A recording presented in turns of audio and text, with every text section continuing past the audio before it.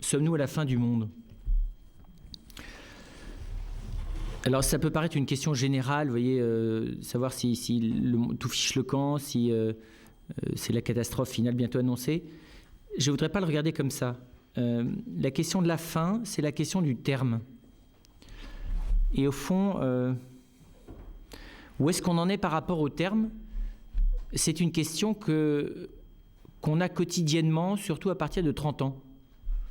Qu'on a encore plus à partir de 40, et qu'à partir de 50, on commence à percevoir comme une question qui devient essentielle.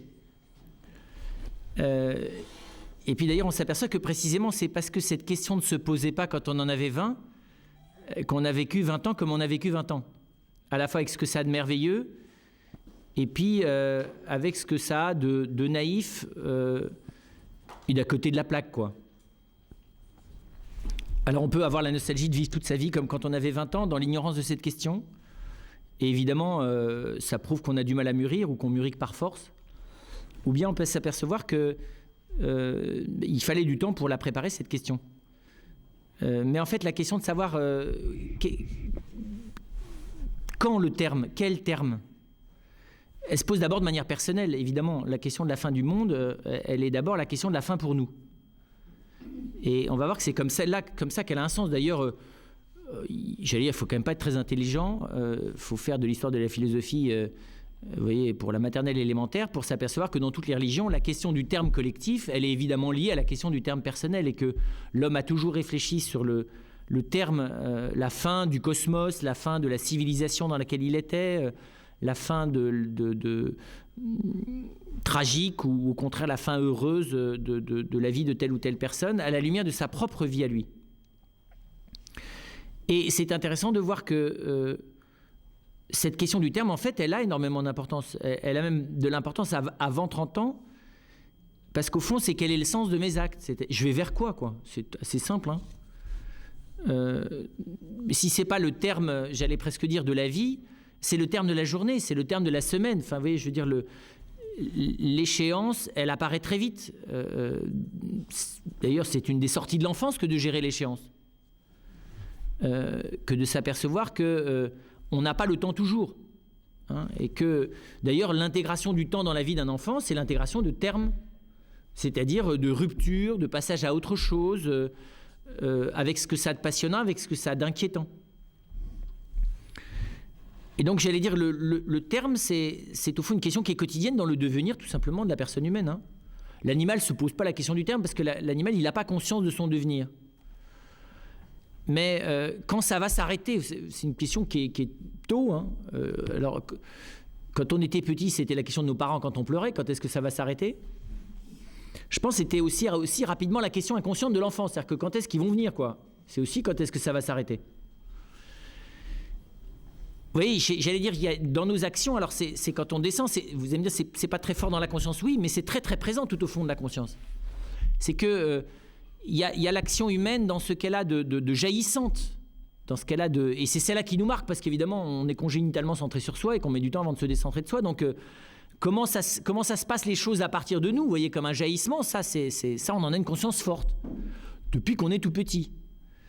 L'attraction des choses sur nous, ça aussi, c'est encore du vécu de soi. Vous voyez, je veux dire, on voit bien que ça soit l'attraction du sein maternel pour un petit enfant qui a pris l'habitude de téter, que ça soit l'attraction de la lumière pour un autre qui aime jouer avec son regard et la lumière, que ça soit toute tentative de marcher, de faire quelque chose. J'allais dire, l'action à partir de nous-mêmes, on est tombé dedans quand on était petit, et ça, on l'aperçoit.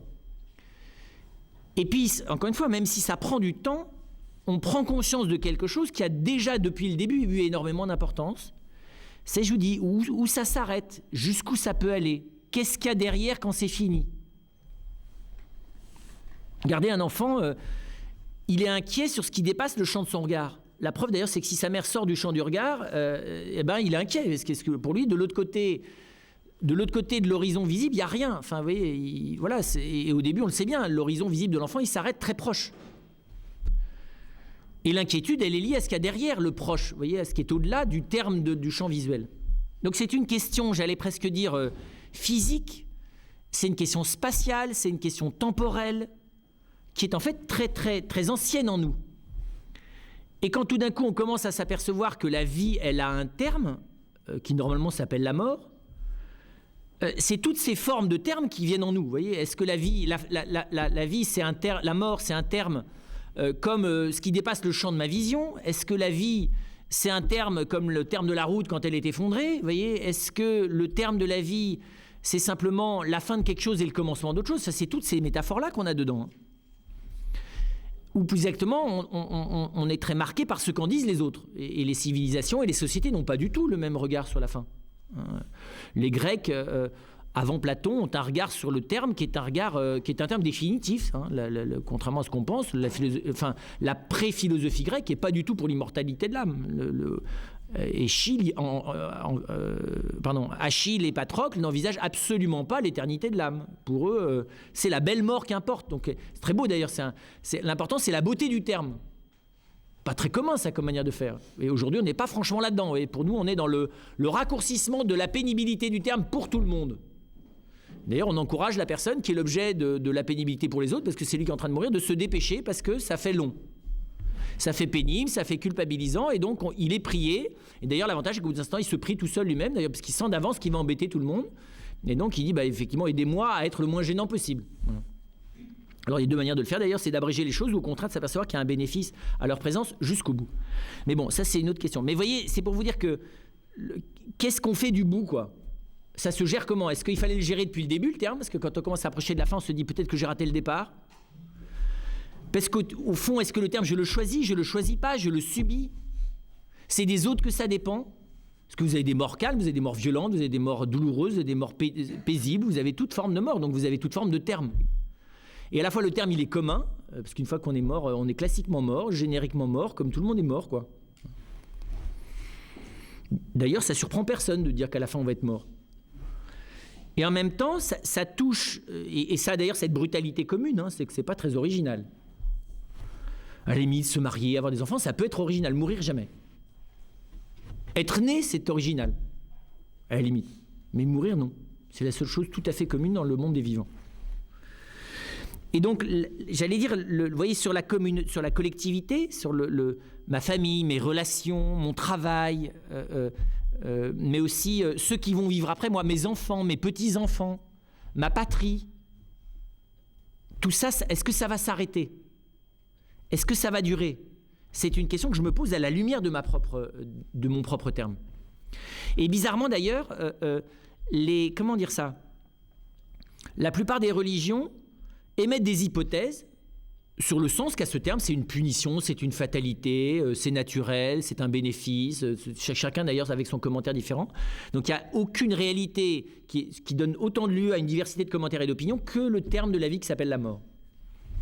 Et d'ailleurs, il y a autant, je dirais, il n'y a jamais autant d'opinions diverses que quand il s'agit aussi de la fin du monde. Vous en avez pour lequel il n'y a pas de fin du monde, ça recommence toujours. Parce que ça fait semblant de finir, mais ça recommence derrière. Vous en avez d'ailleurs, en fait, ça fait toujours semblant de finir, mais ça dure toujours de la même manière. Ça n'a pas changé depuis le début d'ailleurs. C'est parce que dans notre tête, on a l'impression que c'est la fin, mais c'est la fin de rien du tout.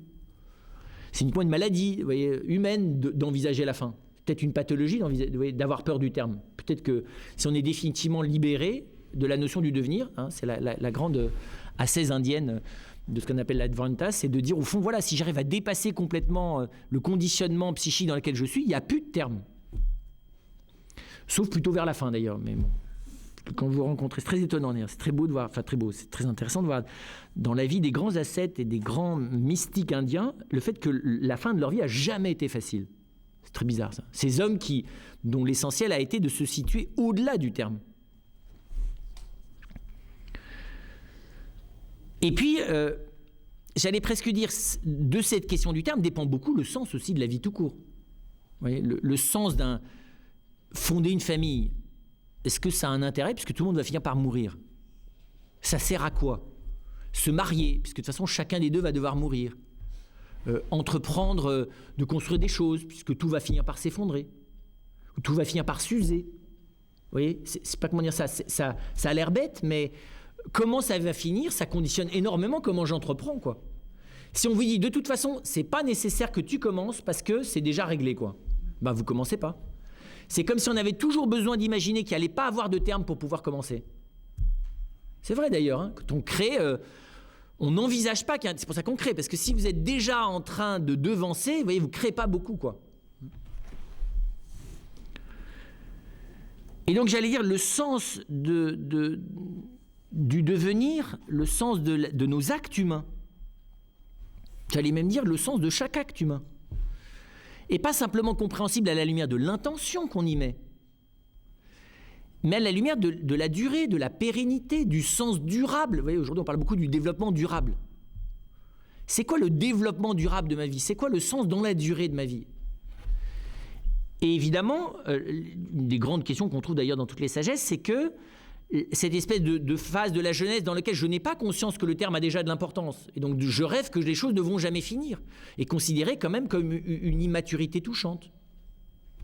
Alors que l'Occident d'ailleurs a rêvé un temps à l'échelle collective, ça s'appelle les années 50-80 en Occident. À un moment donné, on s'est dit, plus jamais la guerre par exemple. C'est très touchant ce genre de déclaration.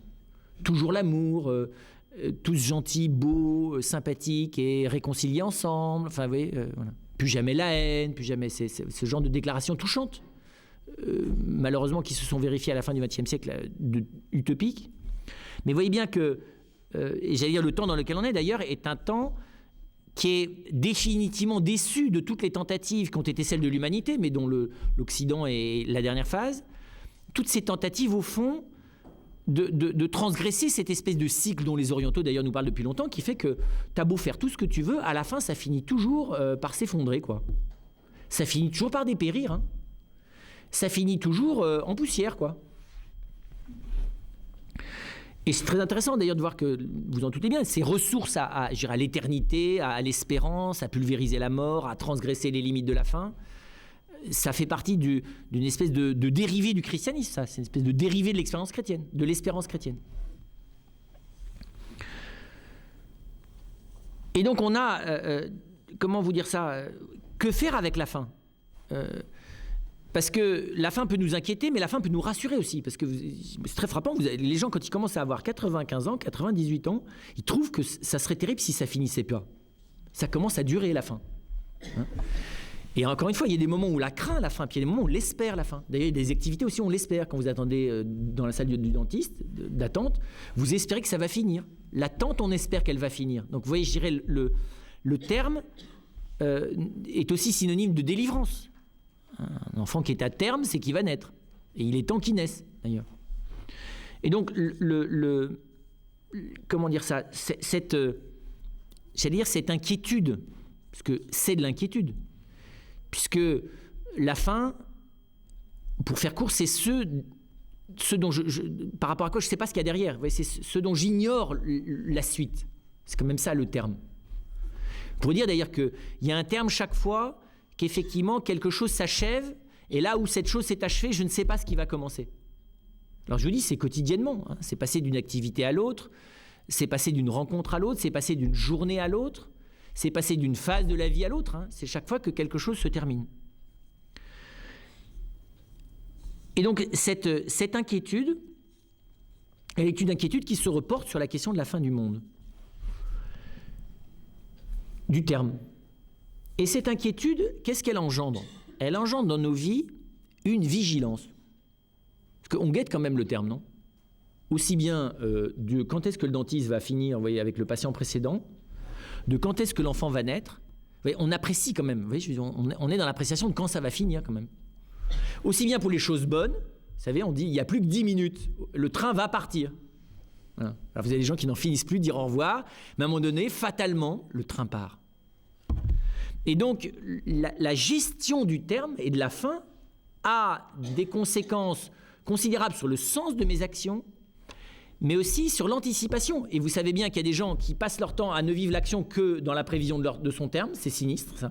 Vous savez, c'est des gens, ils sont déjà tristes que la balade est finie, ça fait juste 10 minutes qu'on est parti. Ils disent, mais en fait, ça va être trop court, 8 jours. Je le sens déjà. Vous savez, les gens qui arrivent vous disent, c'est terrible, j'ai qu'une heure, quoi. Et alors, toute l'heure, d'ailleurs, ils vous rappellent qu'ils n'ont qu'une heure. Et inversement, vous avez ceux qui ne veulent pas voir que ça va finir. Et ça finit brutalement, là. C'est plutôt la jeunesse, ça. Je dirais, la vieillesse dans ce qu'elles ont de peu mûr, de manque de vitalité. La jeunesse consiste précisément à croire que ça va durer toujours et à vivre brutalement la déception que c'est fini. Et inversement, la vieillesse consiste parfois à passer son temps à devancer le fait que c'est la fin et à plus rien vivre parce qu'on est juste en train d'attendre que ça soit fini. Et donc, j'allais dire, l'anticipation de cette fin a un rôle lui aussi déterminant. J'allais dire, comment bien vivre sa vie, c'est comment anticiper sa fin. C'est ce que disaient les stoïciens d'ailleurs. Ce que disait aussi la tradition carmélite. Carmélitaine, dans la tradition carmélitaine, on méditait, même dire le père Philippe, notre fondateur dominicain, il méditait aussi dans son noviciat, je crois. Régulièrement, il faisait une petite méditation sur la mort, tous les jours. Petit moment, se rappeler qu'on va mourir. Un peu artificiel quand vous avez 20 ans, mais pourquoi pas. Et dans la tradition carme, vous savez, vous avez comme dans ces tableaux avec Marie-Madeleine méditante, un crâne. Donc il y avait une phase où la tradition carme, j'ai demandé au père Philippe d'ailleurs c'était le crâne de qui, il ne savait pas bien me dire, mais sans doute des moines qui avaient en trop, enfin. Donc on méditait sur la mort, puis il y avait de quoi, vous voyez, vous aviez un confrère là, une consoeur qui vous avait devancé dans le terme, quoi. Je ne sais pas si ça éclaire énormément, savoir qu'on allait devenir ça, mais bon. Et ce qui montre bien que si la tradition spirituelle, aussi bien païenne que chrétienne, si vous voulez, païenne au grand sens, a médité face à la mort, de la même manière toute la tradition bouddhiste, toute la tradition hindouiste, le fait de mal finir, c'est la tragédie de l'Orient, c'est de mal finir. Parce que si vous finissez mal, vous allez recommencer en dessous. Enfin, vous voyez, c'est le problème du samsara, c'est-à-dire que si vous avez déchu dans votre vie, vous renaissez en dessous, quoi, au niveau en dessous. Même pas en dessous, vous avez fini, en dessous de l'endroit où vous avez fini. D'accord ? Puis il faut remonter la pente après. Et donc, il y a intérêt à bien anticiper le terme. Et donc, alors on va dire, oui, mais tout ça, c'est fini, quoi. Vu le monde contemporain, regardez, entre les dates de péremption, les dates fatales où on commence à devenir vieux et à plus être jeune, pour les femmes comme pour les hommes maintenant. Vous voyez, les échéances. Regardez la place des échéances dans le monde contemporain, l'angoisse des échéances. Le nombre, faites une fois un bilan dans la journée, tout ce que vous avez à gérer comme échéance. D'abord les petites aiguilles. Il n'y avait pas d'aiguilles avant. Vous savez, les tic-tac, les pendules, les montres, les trains, les RER, les TGV, les avions, tous les trucs où il y a des horloges. C'est plus que 2 secondes. Le micro-ondes, c'est géant ça, le micro-ondes. Comment, tout d'un coup, n'importe quelle activité culinaire est dévisée en secondes. Il fallait quand même l'inventer.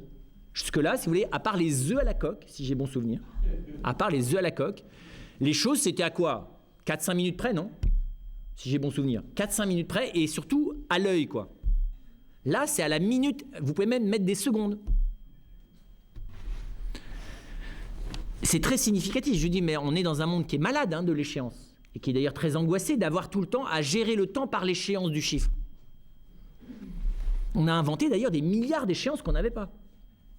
Les impôts, je vous dis, les dates de péremption des produits, les dates limites des billets gratuits, vous voyez, les dates de limite des cartes bleues, enfin tout est limité.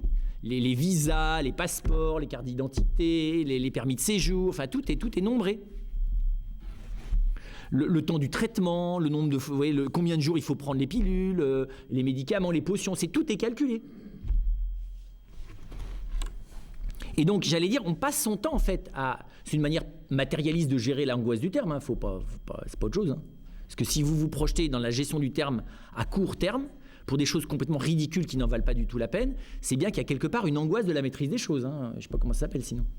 Alors, pas chez tout le monde, mais quand le système a inventé l'angoisse, on est bien obligé de rentrer dans l'angoisse. C'est marrant parce qu'on vous impose au début la maîtrise de ce qui ne vous angoisse pas encore. Et quand vous vous mettez à le maîtriser, vous entrez dans l'angoisse. Mais oui. Peut-être que par tempérament, ça vous aurait jamais gêné que les trains arrivent 10 minutes en retard si vous n'aviez pas de montre.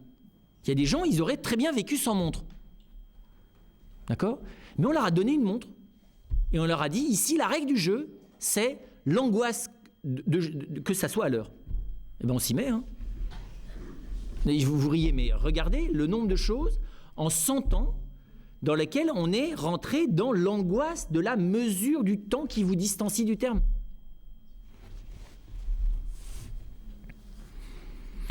Ce qui montre d'ailleurs qu'on a nos fantasmes inconscients de fin du monde. Alors elles sont écologiques. On calcule combien de temps encore du pétrole. Combien de temps pour que le déséquilibre climatique finisse par nous griller tous.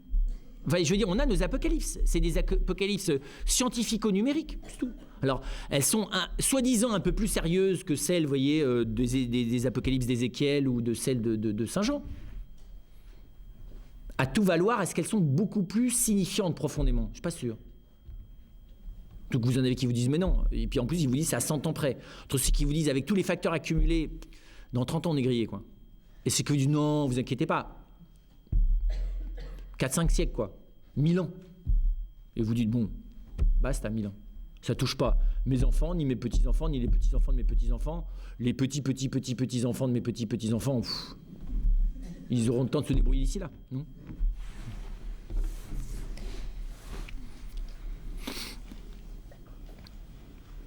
Et donc alors précisément, ce qui est pas facile, c'est pour ça que je voulais le souligner, c'est de descendre dans qu'est-ce qu'il y a d'objectif là-dedans. Parce que ce qui est objectif, c'est qu'on va finir. Ce qui est objectif aussi, c'est qu'une civilisation, ça peut finir. D'accord? Ce qui est objectif, c'est que le bien-être, ça peut finir. Ce qu'on est en train de s'apercevoir, que ce qui est objectif, c'est même qu'un équilibre planétaire, ça peut finir. Alors on le sait depuis Hiroshima, hein, mais on s'aperçoit qu'il y a d'autres manières dont ça peut finir. Et réellement, on est en train de s'apercevoir que c'est réel. D'accord ? Les sagesses, certaines sagesses religieuses l'ont toujours pensé, qu'il pouvait y avoir des déséquilibres fatals à une certaine phase de la vie de l'humanité. Et encore une fois, après avoir rêvé qu'il n'y ait pas de terme, plus jamais de terme d'ailleurs au bonheur et à l'équilibre, peut-être avec la mort, mais une mort bien gérée, des années 50 à 80 du monde occidental, vous voyez, de la fin du XXe siècle. En gros, la question est de savoir comment je la regarde, cette question-là. D'autant plus que la tradition judéo-chrétienne, elle parle, et j'allais dire, alors, où elle a beaucoup parlé, elle en parle beaucoup moins d'ailleurs, de cette question d'un terme. C'est une question qui est assez centrale dans l'Évangile, hein, qui est assez récurrente dans l'Évangile. Qui, vous le savez d'ailleurs, dans la tradition de nos arrière-grand-mères, arrière-arrière-grand-mères et des fois de nos grands-mères, avait la figure du tribunal dernier, enfin du jugement, enfin vous savez, on commence à dessiner ou à peindre plus précisément des jugements derniers après le XIIIe siècle. C'est intéressant d'ailleurs de savoir quels sont les premiers jugements derniers. Le moment où le jugement devient, vous voyez, le jugement de la fin, quoi. C'est très étonnant d'ailleurs, on va le voir dans l'Église. Au début, on a cru que la fin, c'était dans très peu de temps. Puis après ça, on s'est habitué que manifestement, c'était pas fini puisqu'on était encore là. Donc on s'est mis à plus tellement s'occuper de la fin, avec une inquiétude de fond, on la voit chez Augustin par exemple. Et puis c'est très étonnant comment la fin est devenue la fin du monde, mais surtout la fin personnelle, l'anticipation de la fin du monde pour chacun, qui s'appelle le jugement dernier. Et avec cette tradition spirituelle qui consiste à dire que la vie chrétienne consiste à anticiper le jugement dernier. Alors c'est un petit côté oriental, hein, c'est un petit côté à la fin vous serez pesé. La pesée des âmes, c'est pas du tout chrétien à l'origine. Pensez, c'est aux hospices de Beaune, vous voyez, ce grand magnifique, sans doute un des plus beaux jugements derniers, où on est pesé, plus ou moins léger ou lourd.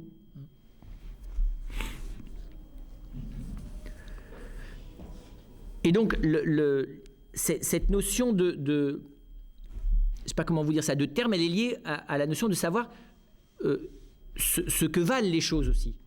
Hein, que préparer le terme de sa vie, comme de préparer d'ailleurs le terme d'une action ou d'une activité, c'est d'essayer de densifier, de qualifier, de valoriser son action.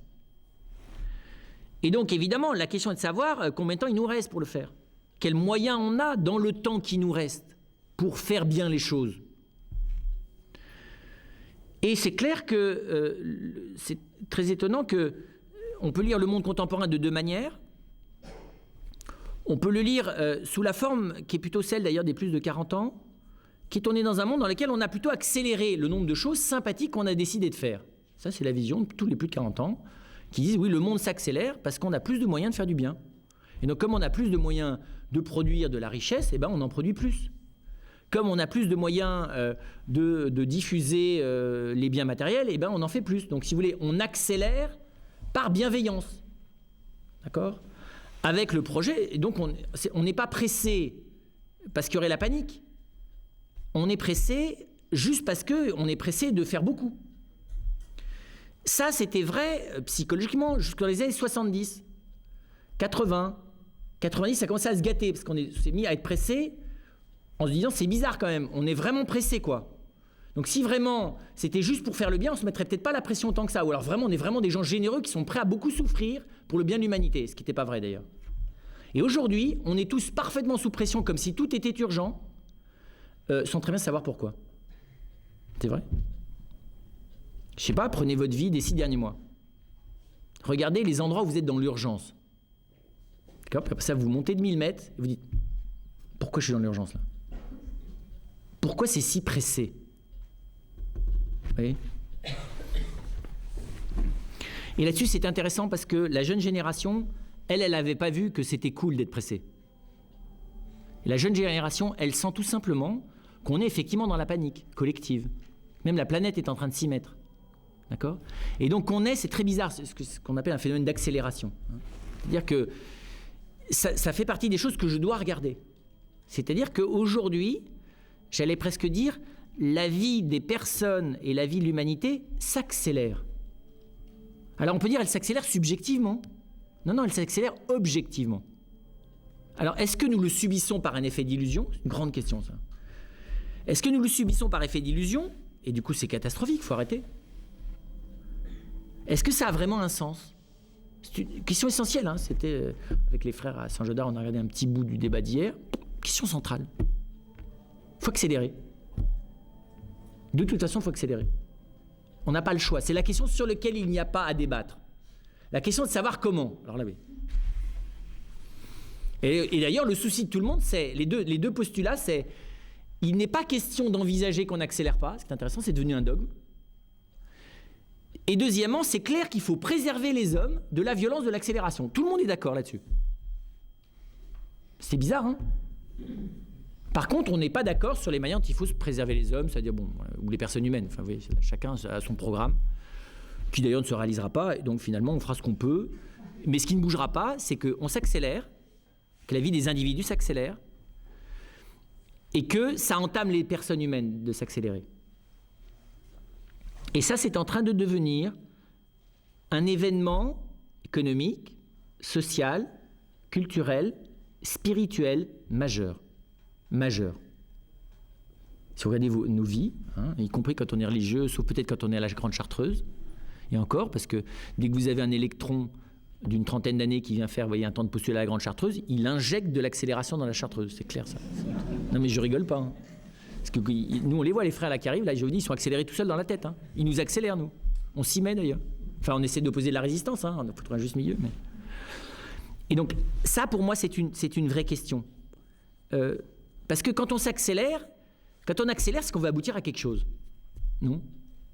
Normalement. À quoi voulons-nous aboutir ?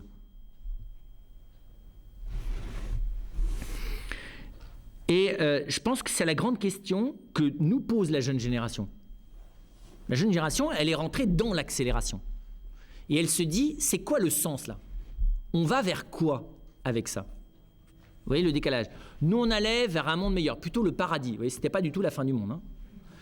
Et eux, en gros, ils ont plutôt le sentiment qu'on va vers la fin du monde. Enfin, qu'on a l'air d'aller vers la fin du monde, quoi. Vu comme on s'excite, vu comme on se panique d'ailleurs. Vu comme on s'angoisse et vu comme on s'accélère. En tout cas, on va vers un terme. Lequel ? Ça, c'est la question centrale. Vers quel terme allons-nous comme ça ? Et ça, on ne sait pas. C'est très bizarre. En tout cas, ce qui est clair, c'est que nous l'ayons choisi ou non, nous sommes en train de changer de monde, quoi. De passer d'un monde qui vivait à un rythme lent, avec une fin du monde d'ailleurs qui s'approchait lentement. Et nous sommes en train, là, très clairement, de vivre de toute façon la fin d'un monde. Hein, qui est ce monde précisément, qui avait une manière de vivre la fin des choses au rythme de la nature. J'allais presque dire, l'étalon fondamental de l'attente de la fin du monde, jusqu'à nouvel ordre, c'était la nature, en gros. Et l'évolution plus ou moins lente et rapide des civilisations. Il se trouve que l'humanité est en train d'entrer, à cause ou grâce à l'Occident, et c'est pas facile de savoir pourquoi tout ça, dans un autre monde. Ce monde-là, ce premier monde, il est fini, qui est un monde qui est en train de vivre au rythme de l'inquiétude des hommes. C'est très intéressant ça. Nous sommes en train d'entrer dans un monde qui n'a plus d'autre rythme que celui que nous décidons d'avoir. Et pour l'instant, le tempo que nous avons choisi, il est hyper sous stress. Il est extrêmement rapide et nous ne savons pas vers quoi.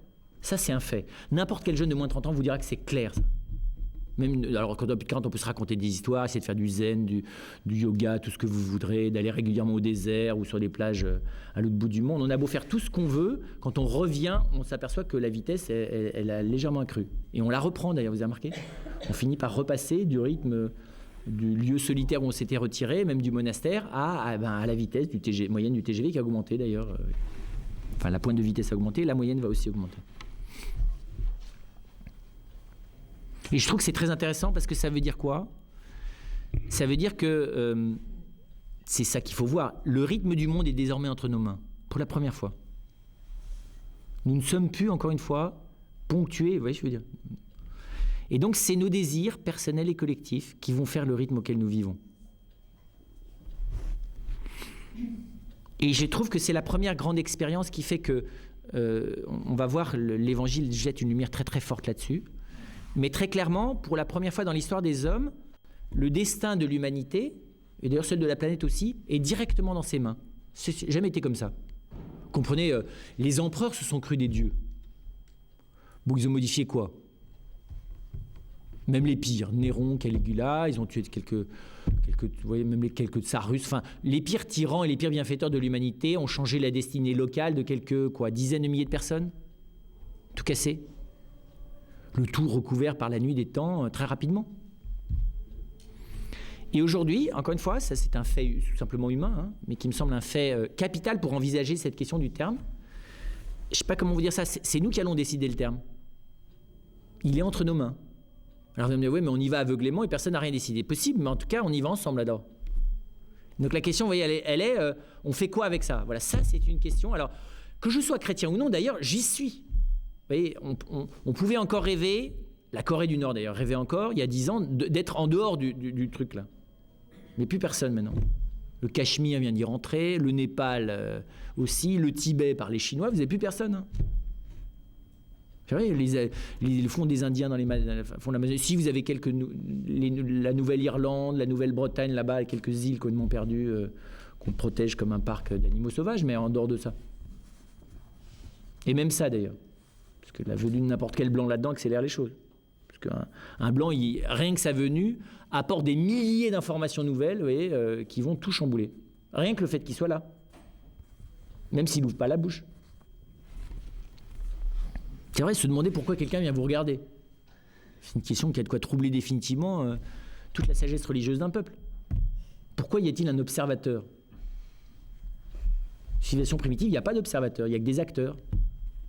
Même Dieu n'est pas observateur. Tout d'un coup, il y a un type qui arrive, une femme qui arrive et qui vous regarde, qui note des choses sur un petit papier. Je dis ça parce que c'est ce que les sociologues sont passés de la naïveté à la maturité en s'apercevant que rien que leur venue perturbait irréversiblement. Et donc, il n'y avait pas moyen. Voilà. Donc, les seuls qui échappent, c'est ceux qu'on ne connaît pas encore. Et donc, cette question-là, qui est au fond la fin d'un monde, et la responsabilité effective, là on n'est pas dans les mots, la responsabilité effective, même si elle est collective, vous allez me dire anonyme et non contrôlée, mais la responsabilité effective sur le terme et le rythme. Les deux étant liés l'un à l'autre et on ne sait pas très bien comment.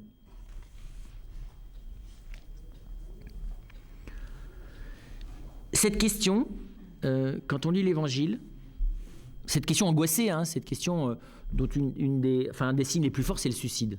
Pour moi, le suicide est la forme dans les jeunes générations, et vous savez que le suicide, la tentation suicidaire, la pulsion suicidaire et le passage à l'acte et les tentatives de suicide, quelque chose d'extrêmement présent. Le nombre de jeunes qui ont des manières d'être suicidaires, j'allais dire plus ou moins conscientes, je pense, sont plus de 40% des jeunes, de moins de 35 ans. Alors, pas sur tous, on peut avoir des conduites suicidaires dans le travail, on peut avoir des conduites suicidaires dans la relation affective, vous voyez, je veux dire, parce que la conduite suicidaire, elle est liée précisément à cette espèce d'overdose d'accélération, d'avoir le sentiment que de toute façon, je ne suis pas maître de ma vie, que la seule manière d'en être vraiment maître, c'est de la stopper, que c'est la seule marge de manœuvre et de liberté qui me reste, parce que l'emballement du rythme me fait perdre mon identité.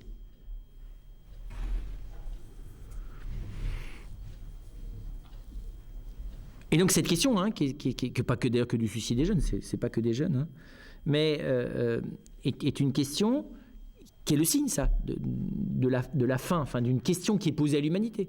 Hein, une humanité qui commence dans ces jeunes générations. Je ne parle pas que de la France, je parle de la Corée, je parle du Japon, je parle du Québec, je parle de la Lituanie, je parle de la Hollande, je parle de la Belgique, enfin, oui, je parle de la Suisse. Bon, pas faire peur aux adultes avec ce type de chiffres, mais enfin, ils sont quand même frappants en Occident. Hein, et donc, on voit bien que là, il y a une question.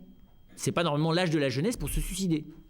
Hein, c'est plutôt l'âge de la vieillesse ou l'âge de l'épreuve grave. Enfin, oui, ça a toujours existé dans toutes les civilisations, mais ce n'est pas un phénomène de jeunesse. En tout cas, ça n'a jamais été la première cause de mortalité des jeunes dans aucune partie de l'histoire de l'humanité. Et donc, j'ajouterais, nous sommes, que nous le voulions ou non d'ailleurs, dans une angoisse collective du terme. Et c'est très intéressant parce que c'est ça notre question de la fin du monde. C'est ça notre question. C'est la fin d'un monde, c'est la fin de l'humanité, c'est la fin de l'Occident, c'est le terme de quoi? Et derrière ce terme, il y a quoi? C'est ça la question. Ça, elle est bête. Hein. Elle n'est pas inquiétante en termes, vous voyez, apocalyptiques. Elle est inquiétante en termes de responsabilité. Qu'est-ce que je fais de ce que nous sommes en train de vivre, qui est, on va dire, la question collective de vers où allons-nous et quel terme sommes-nous en train de vivre? Et il est où le terme? Vous voyez, on l'a dépassé dans les années 80, ou il est dans 20 ans, ou il est dans 10 ans? Il est où? Où est le tournant exactement? On sait qu'on est rentré dans le tournant. Est-ce qu'on en est sorti? Voilà. Cette question, j'allais dire, elle concerne le Christ au premier chef. Le Christ vient dans un temps d'Israël où c'est exactement la question d'Israël. Le peuple d'Israël vit cette question à l'époque où vient le Christ. Parce que c'est un peuple divisé en son interne, occupé, qui n'a pas d'avenir. Hein. J'allais dire, c'est d'ailleurs significatif, hein, la destruction du temple va être vécue par Israël comme son terme apocalyptique. Et j'allais dire, si l'Empire romain envisage la destruction du temple, enfin accomplit la destruction du temple en 70, c'est bien que la menace de cette destruction, vous voyez, je ne sais pas comment vous dire ça, un événement historique, ça se joue pas en 15 secondes, vous voyez, surtout dans une civilisation à rythme lent. Et on voit très clairement, quand on étudie à travers les textes d'ailleurs du Nouveau Testament, mais quand on essaie aussi de comprendre comment Dieu se sert de ce que vit son peuple pour lui faire vivre une expérience spirituelle. J'allais dire, Israël n'a jamais été autant en état d'inquiétude eschatologique, donc d'inquiétude à l'égard du terme de sa propre destinée qu'à ce moment-là. Et avec raison d'ailleurs, et avec raison. Rétrospectivement, on peut le dire, à cause de la guerre des Juifs, des Romains, et de la dispersion, d'accord, de la dispersion apparemment définitive du peuple d'Israël. Quelque chose que les exils. Jusque-là, Israël avait connu l'exil. L'exil, c'est un transfert. Ce n'est pas une dispersion. La dispersion, c'est l'impossibilité, enfin, c'est la perte de cohérence. Hein. C'est pas la même chose. Et donc, c'est très significatif que le Christ vient dans le moment où son peuple, enfin, où la part d'humanité qu'il a choisie pour l'accueillir, vit ça. Et le Christ vient comme venant dire quelque chose, venant vivre quelque chose dans cette angoisse qui est une angoisse spirituelle. Hein. L'angoisse spirituelle d'Israël, elle est au fond, ils attendent que le Messie vienne. Ils attendent que Dieu vienne donner une réponse à cette situation limite qui ne peut pas durer dans laquelle ils sont. Hein, j'allais dire, Israël n'a jamais été collectivement autant intensément dans une situation de détresse qu'au moment où le Christ vient. C'est pour ça qu'elle s'invente régulièrement des messies. Les Nouveaux Testaments parlent de Teudas, enfin, des gens qui se lèvent tout d'un coup en disant « je le suis le Sauveur ». Ouais, je dirais, l'attente du sauveur temporel de la situation critique dans laquelle est Israël n'a jamais été aussi forte.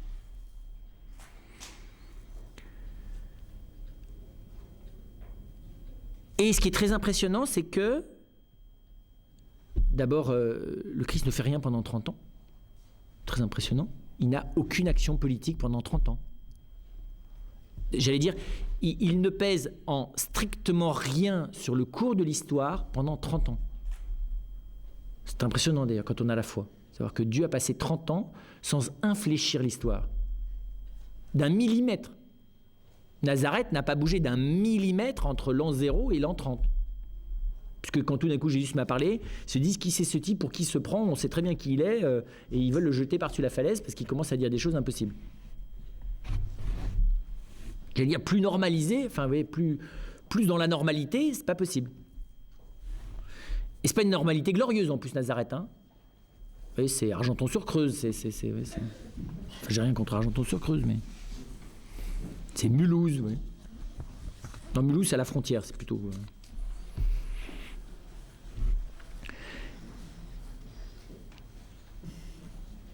Et le Christ a, en tout cas déjà la prétention externe, hein, de venir tout changer, sans rien changer politiquement.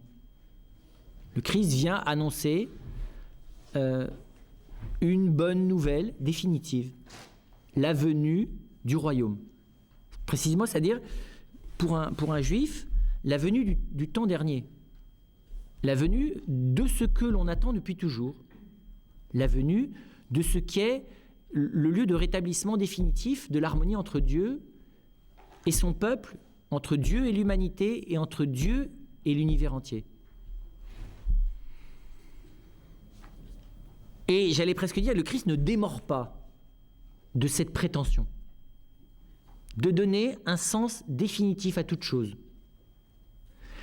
Et l'acte par lequel il prétend donner définitivement un sens à toute chose, c'est en mourant sur la croix, puisqu'il finit par cette dernière parole, tout est accompli. Enfin, pardon, c'est achevé, parce qu'il n'y a pas tout en grec. Hein. C'est achevé, ça veut dire c'est parvenu à son terme.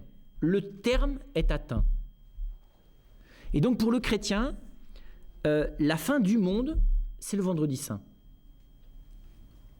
C'est clair, on ne nous l'a pas enseigné comme ça, mais c'est clair, puisque Jésus lui-même le dit. Il a l'autorité de le dire. Pour lui, et pour le chrétien, c'est-à-dire pour celui qui reçoit la parole de Christ comme vraie, la fin des temps, elle est ce jour-là. Là s'accomplit toute chose. Et c'est très bizarre d'ailleurs hein, que ça veut dire que notre vie, elle était déjà finie avant d'avoir commencé. Enfin, vous voyez, ça. Tout était... C'est très grand d'ailleurs de voir que, et du coup, ça n'est pas du tout la même chose de naître dans le temps qui est avant cet accomplissement et de naître dans le temps qui est après cet accomplissement. Le temps qui est avant cet accomplissement, Jésus est très clair là-dessus d'ailleurs, est dans l'attente de cet accomplissement. Alors que le temps dans lequel nous sommes, qui est le temps après cet accomplissement, est un temps pour accueillir cet accomplissement. Et ça, c'est complètement dans notre perspective chrétienne. Hein. C'est une des raisons pour lesquelles, d'ailleurs, ça fait sans doute quelques siècles que les chrétiens ne vivent plus du tout de ce réalisme de la fin du temps. Le chrétien, il n'attend pas, comment vous dire ça, que tout se finisse devant. Tout est fini derrière. Enfin, je ne sais pas comment vous dire ça.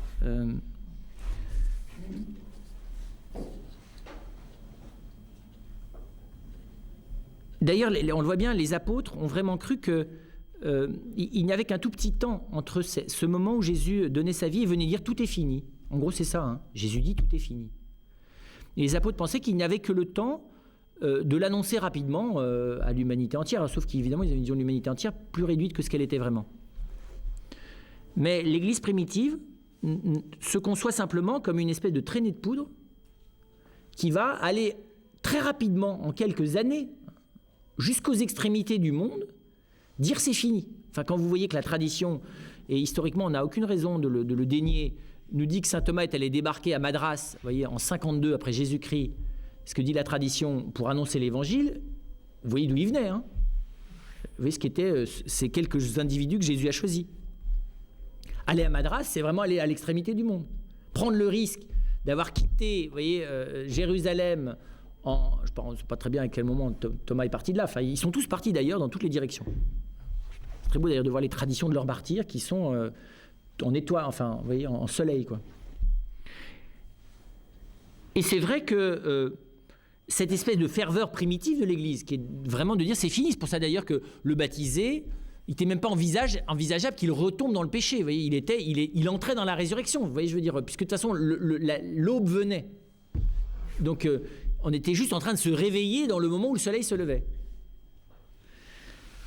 L'espérance, cette espérance-là, elle est retombée. Et Thomas d'Aquin dit au milieu du XIIIe siècle, mais qu'est-ce qu'il dirait aujourd'hui ?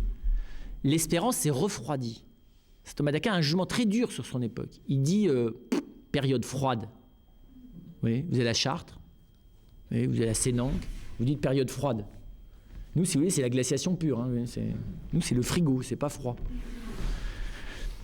Et c'est très impressionnant ça, de se dire, voilà, et je dirais aujourd'hui, l'Église, elle a réouvert ses textes. Il faut savoir qu'après le Concile Vatican II, après avoir redécouvert la résurrection, c'est quand même tout doucement, on y revient vers ces choses-là. Et on se dit, qu'est-ce qu'on fait de ça?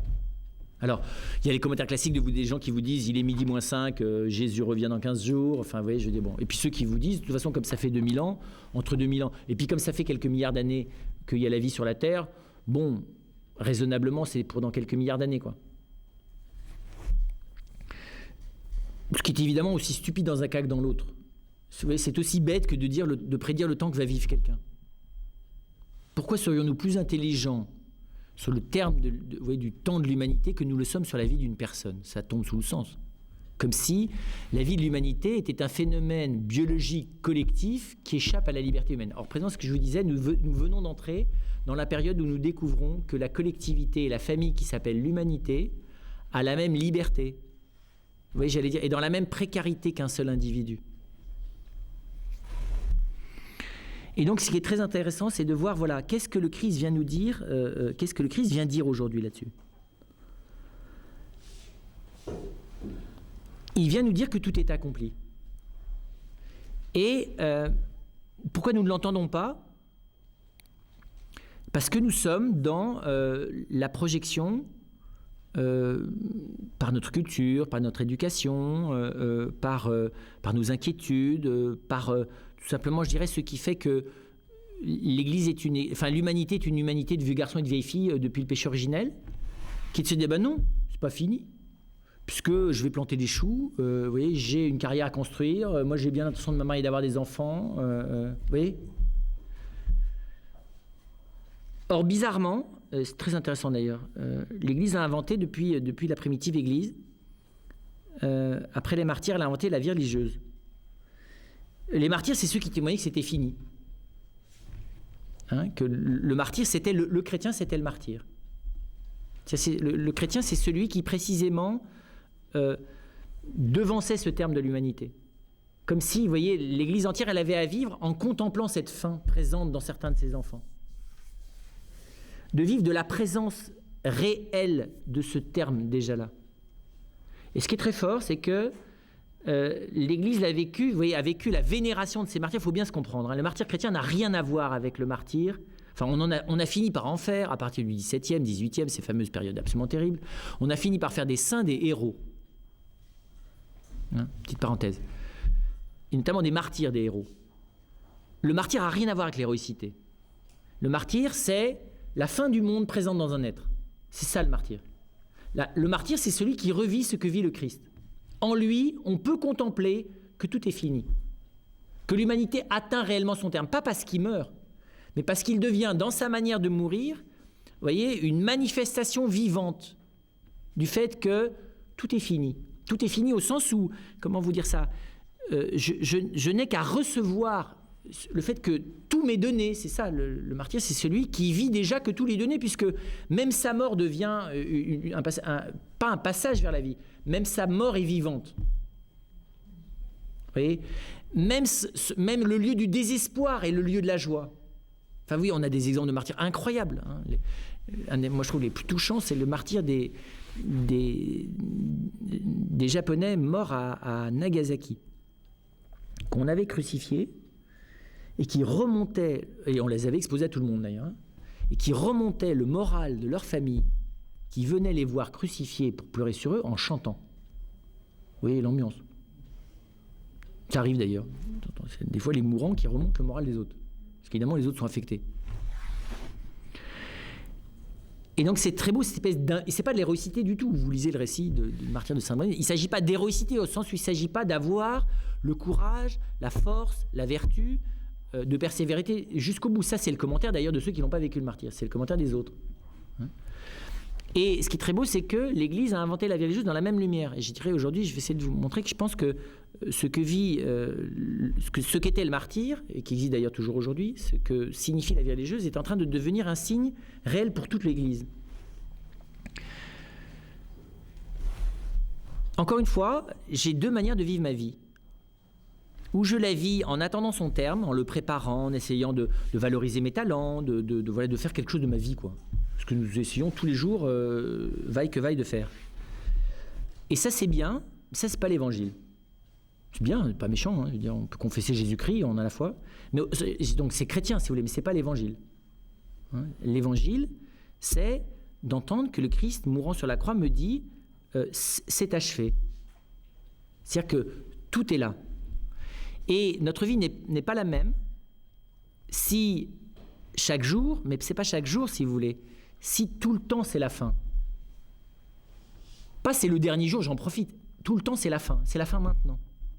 Pourquoi c'est la fin maintenant? Parce que si le Seigneur est là, je n'ai rien d'autre à attendre. Il n'y a rien qui me sépare de l'éternité, il n'y a rien qui me sépare de Dieu dans sa plénitude, il n'y a rien qui me sépare du terme d'autre que le fait de ne pas le voir, c'est tout. Rien ne m'empêche, ça c'est la foi chrétienne quand elle est vécue de ce qu'on appelle de manière contemplative, rien ne m'empêche de le vivre déjà. Ça, nous ne le croyons pas. Oui. Notre foi chrétienne n'est pas eschatologique, souvent, 80% des cas. Enfin, et très bizarrement, elle finit par être obligée de l'être. Parce qu'à un moment donné, c'est vraiment la fin. Et il me semble, et quand vous lisez de près aussi bien l'enseignement de Jean-Paul II, déjà un tout petit peu l'enseignement de Vatican II, et c'est très beau de voir, c'est quelque chose que portait très fortement Jean-Paul II. La situation de précarité, d'incertitude radicale, dans laquelle est en train d'entrer l'humanité. Vous voyez, cette espèce de situation de précarité collective. Comment vous dire ça? N'a de sens que comme une occasion bénie de Dieu, enfin voulue, permise de Dieu, bénie de Dieu pour entrer dans cette grâce eschatologique. Je ne sais pas comment vous dire ça. J'allais presque dire, nous entrons dans le temps universel de l'Église. Vous voyez, je ne sais pas comment dire ça. Jusque-là, le temps de l'Église, il était que là où elle était. Là, c'est l'humanité qui rentre dans le temps de l'Église. Elle entre dans un moment où ce qu'elle est en train de vivre n'aura plus de sens autrement que comme ça. Voilà. C'est-à-dire que, alors, tout ce que j'essaie de vous dire depuis le début, l'Apocalypse nous le raconte. C'est ce que nous dit l'Apocalypse. L'Apocalypse n'est pas du tout la description de la fin des temps. L'Apocalypse, c'est de nous dire au centre de l'histoire, il y a l'agneau. L'agneau, c'est la présence de l'éternité de Dieu qui vient se donner à moi dans la contingence la plus pauvre, vous voyez, de mes souffrances, de mes incapacités. Rien de ce qui fait la vie quotidienne de mes actes n'est étranger au mystère de Dieu. Et donc, tout est l'occasion dans ma vie, à chaque instant, de m'apercevoir que c'est la fin.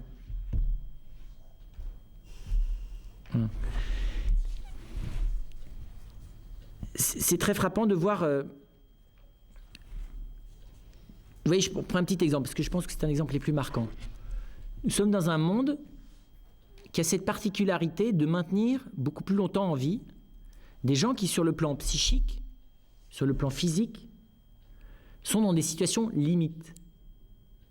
D'accord ? J'allais dire, nous n'avons jamais fait durer aussi longtemps les situations limites des individus. C'est très frappant. Je pense souvent... Je pense que le premier grand événement qui a marqué l'Occident à cet égard-là, c'est la Première Guerre mondiale. Vous voyez, d'avoir, pendant 4 ans, fait vivre des gens, volontairement, pardon d'être brutal, volontairement, collectivement, en enfer. En enfer. 14-18, c'était l'enfer. Quand vous lisez le décalage entre les grandes homélies des dominicains en chair de Notre-Dame et des grands généraux, et ce qu'on vous décrit, enfin ce qu'aujourd'hui on a le courage de restituer comme étant ce qu'était 14-18, c'était l'enfer. C'était pas le purgatoire, c'était l'enfer. Et je me dis, c'est très impressionnant, parce que ça n'existe pas dans l'histoire des hommes, ça. Vous voyez, je veux dire, ça existe dans la mythologie, hein. C'est Prométhée, c'est Sisyphe. Il n'y a que les mythes qui inventent cette espèce de situation limite durable. Et aujourd'hui, c'est la situation de personnes âgées qui n'en finissent plus de mourir, mais qu'on aide, voilà. C'est pour ça d'ailleurs qu'on veut les euthanasier, parce qu'effectivement, on est affolé par ces situations qui n'en finissent plus. Ces situations de détresse, d'angoisse, de tentation suicidaire, je ne sais pas comment vous dire ça. Hein. Et c'est très bizarre que notre monde ne supporte pas toutes ces situations-là, qui sont d'ailleurs de plus en plus nombreuses. Mais elle les supporte très mal, puisqu'on est dans un monde qui a décrété que ça n'existerait plus jamais. Or, ça existe plus que jamais, donc on est vraiment mal, quoi. Hein. Nous qui étions le monde du bonheur toujours, tout de suite, d'être dans le monde qui crée la souffrance tout le temps et durable, vous voyez, on a dit, c'est pas possible, c'est insupportable. Bon. Et je pense que ça, de le voir et de se dire, voilà, ça c'est un, comment vous dire ça, c'est un appel, je sais pas comment, c'est pas un appel, c'est un signe des temps, dirait le Gaudium et Spes et dirait le Christ. Le fait que Aujourd'hui, l'espérance ne peut plus attendre. L'espérance n'est pas pour demain. Il me semble clairement. Alors, relisez l'Évangile, Jésus ne dit que ça. Mais c'est dans l'enseignement du Christ ce que l'Église elle-même a le plus de mal à croire et à vivre depuis 2000 ans. Alors, elle le vit dans tous ses enfants au terme. Heureuse la mort des saints. Et si on est appelé à la grâce, on est tous des saints. Mais il me semble, et c'est pour ça que la question n'est pas de savoir si nous sommes à la fin du monde, par l'espérance, nous le sommes. Alors c'est stupide de dire que de toute façon, plus on avance, plus on est au terme, ça c'est sûr, ça ne coûte pas grand-chose de le dire d'ailleurs. C'est vrai pour la vie humaine, puis c'est vrai pour la vie collective. Mais c'est pas ça l'important. L'important, c'est de voir que l'humanité n'a jamais eu autant besoin que, et nous n'avons jamais eu autant besoin, parce que nous en faisons partie, de vivre d'une espérance qui est quotidiennement, c'est-à-dire tout de suite eschatologique. Oui, j'allais presque dire, nous n'avons plus le temps. Je trouve ça génial d'ailleurs, parce que du coup, il y a plein d'inquiétudes qui sautent. Hein. C'est pas facile à vivre, parce qu'il faut s'y mettre. Hein. Mais nous n'avons plus le temps de ne pas atteindre le terme de notre vie tout de suite. Pourquoi vous dire ça, moi ? Nous n'avons plus le temps. Parce que si nous anticipons un tout petit peu, ce que vit notre monde fait que notre capacité d'anticiper se raccourcit, hein, et elle va continuer de se raccourcir, et que donc, j'allais presque dire, il n'y a plus que cette présence actuelle du Seigneur dans sa plénitude, au milieu de cette situation de précarité grandissante. La précarité grandissante de l'humanité est le signe de l'attraction urgente et de plus en plus intense du Christ, vous voyez, sur l'humanité et sur les hommes. Et il me semble que, comment dire ça, de le regarder comme ça, ça change la question j'allais dire du tribunal dernier, de la fin des temps. Et je pense personnellement que le terme, puisqu'il y en aura un aussi matériellement, mais le terme matériel ne sera qu'accidentel. Je ne sais pas comment vous dire ça. L'humanité sera prête à passer à une phase définitive de son existence, telle qu'en parle l'Apocalypse, c'est-à-dire dans des cieux nouveaux, une terre nouvelle, que lorsqu'elle sera dans un présent définitif. C'est très simple. C'est ce que le Père Philippe aimait beaucoup regarder dans le mystère de l'Assomption. Marie n'est pas passée de la terre au ciel par rupture, mais elle est passée au ciel quand il n'y avait plus que le ciel en elle. Eh bien, l'humanité passera de la terre au ciel, la terre passera de cette terre à l'autre terre, quand elle, vous voyez, je ne sais pas comment dire ça, quand le ciel ne sera plus que là. Alors vous allez me dire, oui, mais c'est l'inverse qui est en train de se passer. Non, parce que le ciel, il n'est pas là par le ciel bleu. Le ciel, il est là par la croix. Le ciel, il est là dans la situation limite. C'est là qu'il est venu, le ciel. Vous voyez ce que je veux dire ?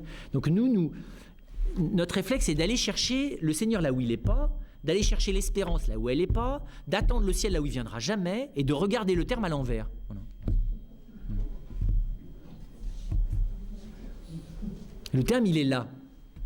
Le ciel, il est là. Vous voyez, alors que nous voyons le terme ici et le ciel là-haut. Erreur profonde. Le ciel est au fond de mon inquiétude. Le ciel, il est dans le tout de suite de mon inquiétude, puisqu'il est là, dans le mystère de la croix. Dans le Christ crucifié, elle est là, la béatitude. Pas parce que c'est dans la souffrance qu'est la béatitude. La souffrance, elle est là, de toute façon. Mais elle est dans la partie que je ne peux pas supprimer. Et que je fuis de tout mon être, d'ailleurs.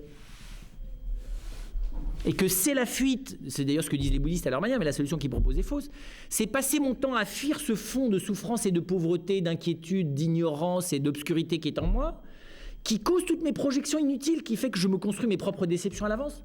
Si vous voulez. Mais c'est quand même dommage que le Seigneur lui-même soit venu se déplacer pour s'installer à cet endroit-là, pour me dire toute la journée, mais coucou, je suis là, et que nous, on passe notre temps à regarder ailleurs. C'est ça, en gros. Nous espérons partout, sauf où il est là. D'accord ? Et quand je découvre qu'il est là, le terme est là. Alors, inutile de vous dire, c'est facile à dire, y compris à moi, c'est pas du tout facile à vivre. C'est simple, hein, mais c'est pas facile.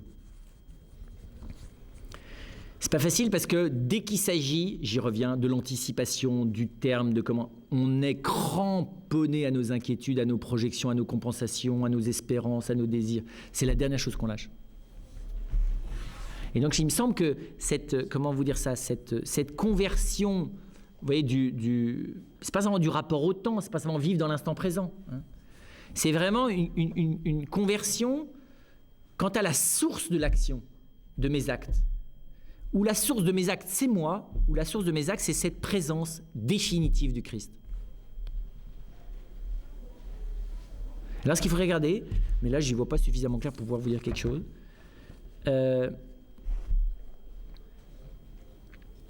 c'est comment on a besoin les uns des autres là-dedans.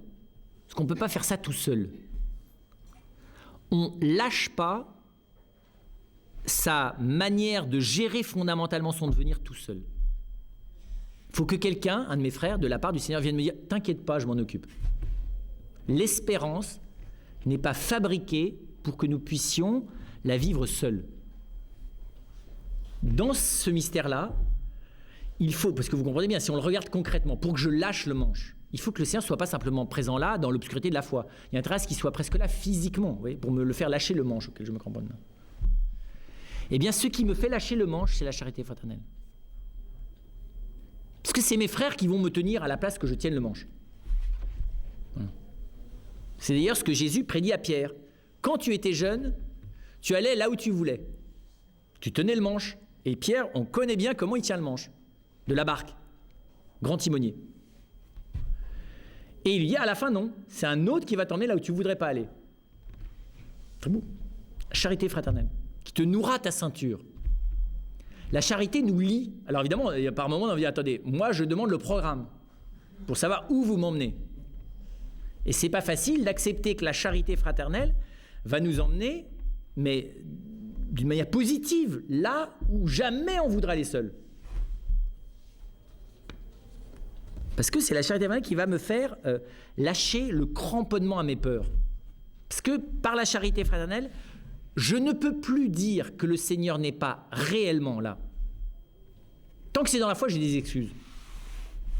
Mais quand le Seigneur passe corps et âme par mon frère ou ma sœur pour me montrer qu'il est là, j'ai plus d'excuses. Vous voyez, j'allais presque dire, il faut défier le Seigneur dans la charité fraternelle.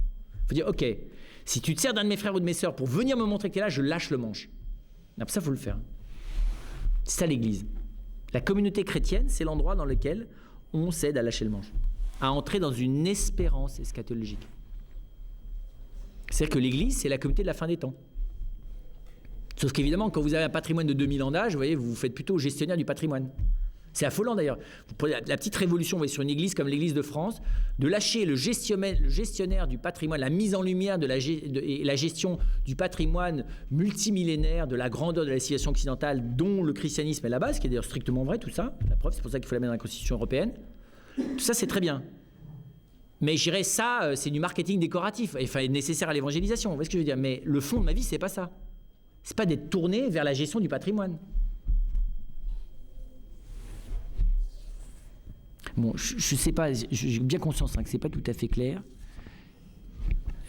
au sens où c'est pas du côté de l'intelligence, l'espérance. Alors on dit c'est du côté du lâcher prise. C'est pas du lâcher prise, c'est beaucoup plus profond que ça. C'est du côté de l'acceptation, de la découverte du réalisme avec laquelle le Seigneur est déjà vraiment là. Alors c'est l'Eucharistie, c'est les sacrements, c'est la parole de Dieu, c'est les moments de grâce de notre vie. Et ultimement, pour sceller tout ça, c'est le réalisme fraternel. Et tout se tient, parce qu'on ne peut pas être ça pour son frère si soi-même on n'a pas commencé à lâcher le manche. Vous voyez, c'est des chaînes, vous savez, c'est pas je te tiens, tu me tiens par la barbichette, mais vous voyez, je veux dire, c'est vrai d'ailleurs. Hein. Si soi-même on n'a pas lâché le manche, on ne peut pas les dire à l'autre. Parce que si on dit, ok, tu lâches le manche, je lâche le manche, on ne lâche rien du tout.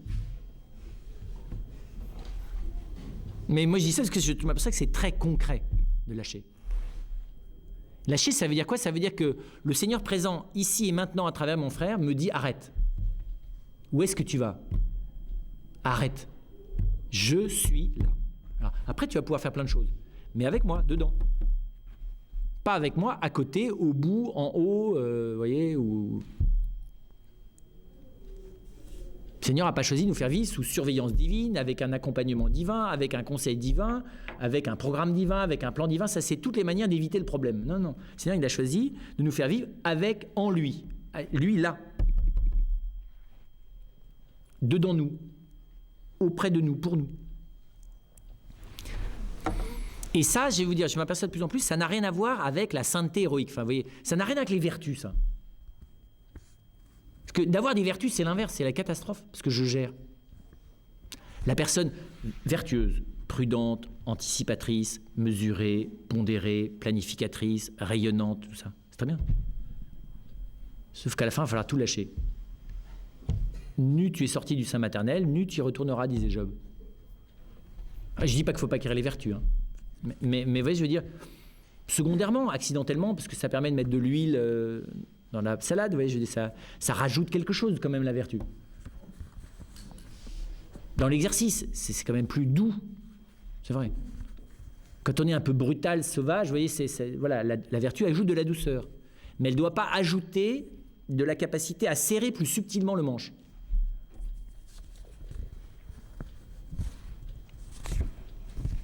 Et donc, il est urgent que le monde parvienne à sa fin, et ça dépend de nous. C'est vrai, c'est ça son bonheur au monde, d'aller vers sa fin. Au sens de l'évangile. Hein. Vous voyez, c'est pas d'aller vers sa mort. Nous, on n'a pas allé vers notre mort, c'est pas notre problème. Le problème, c'est d'aller vers notre fin. Notre fin, c'est la présence du Christ maintenant. Mais ça, je suis pressé d'y aller, tout de suite. Alors, il y a des situations où c'est plus facile, puis il y a des situations où je vois vraiment pas ce que ça a à voir. Celle-là, j'ai besoin de mon frère ou de ma sœur qui me dit, toi, tu vois pas ce que ça a à voir.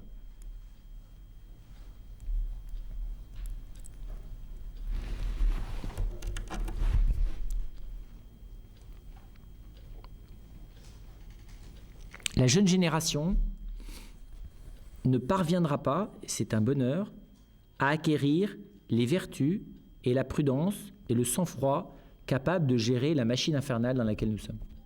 Il faut le savoir. Ils ne prendront pas le poste de pilotage à notre place.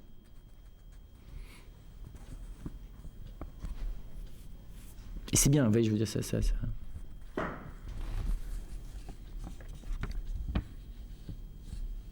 C'est ce qu'on voit dans l'Apocalypse, ça s'appelle les compagnons de l'agneau. Les compagnons de l'agneau, dit l'Évangile, l'Apocalypse, c'est ceux qui suivent l'agneau partout où il va. Qui du coup traversent, si vous regardez l'Apocalypse, qui traversent tout. Tout ce qui terrorise les autres, quoi. Tout ce qui les inquiète, tout ce qui les fascine, tout ce qui les...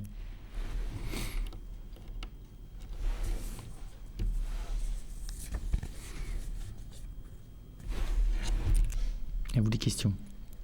Je vais commencer. Si je comprends bien, en t'écoutant, il faudrait finalement... Le monde s'emballe et on va quelque part vers une impasse. À un moment donné, le monde va prendre conscience qu'il est dans une impasse et qu'il va vraiment à la catastrophe si ça continue. Et à ce moment-là, il pourra alors en disant on n'y arrive pas, on n'a pas trouvé les moyens, les bombes atomiques il y en a partout, etc. Il n'y a plus de pétrole. Et est-ce que ça veut dire que c'est à ce moment-là qu'ils vont être obligés de se tourner vers autre chose pour trouver des solutions à l'impasse dans laquelle le monde est? Est-ce que ça va être un renouveau du spirituel et donc alors, retourner vers Dieu et vers le Christ? Tout à fait. Oui, je pense que c'est ce que dit très clairement le Seigneur. C'est très clairement ce que le Seigneur révèle dans l'Apocalypse de Saint Jean. Tout à fait. Alors, c'est plus, comment dire ça, mais le monde n'aura comme lumière que ce que nous vivrons de cette espérance. Il ne se tournera pas vers Dieu, puisque Dieu restera silencieux, comme d'hab d'ailleurs. C'est nous. On n'a pas le choix, le sel de la terre et la lumière du monde, c'est nous. Ça l'affiche mal, hein, mais il ne fallait pas signer. Hein. C'est clair. Parce que ce n'est pas d'une lumière collective, ce n'est pas d'un nouveau programme dont on aura besoin. C'est d'une autre manière, enfin, c'est même pas d'une autre manière, c'est d'une autre lumière.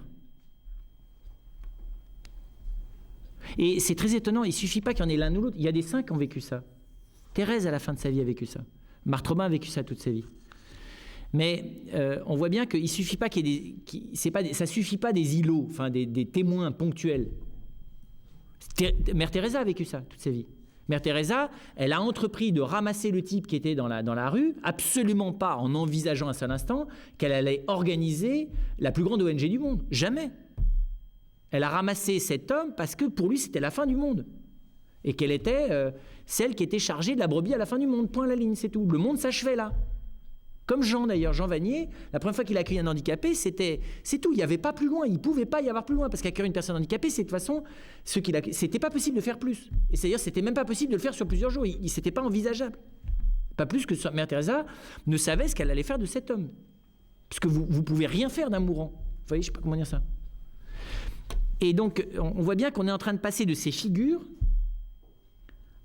à un mouvement familial. Je ne sais pas comment dire ça. C'est une métaphore, hein, mais...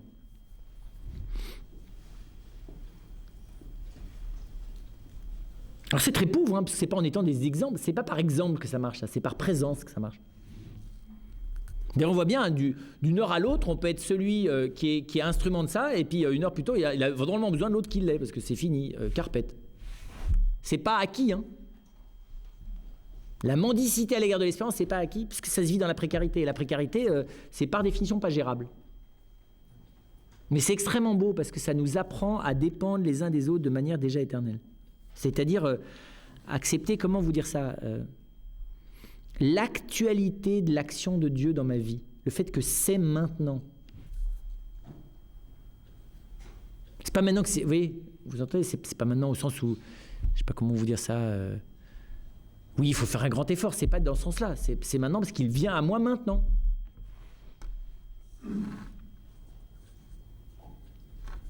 Et ce qui est rassurant, magnifiquement rassurant dans l'Apocalypse, c'est le Seigneur montre comment est-ce que toute l'histoire de l'humanité est éclairée, prend son sens par l'agneau et ses compagnons.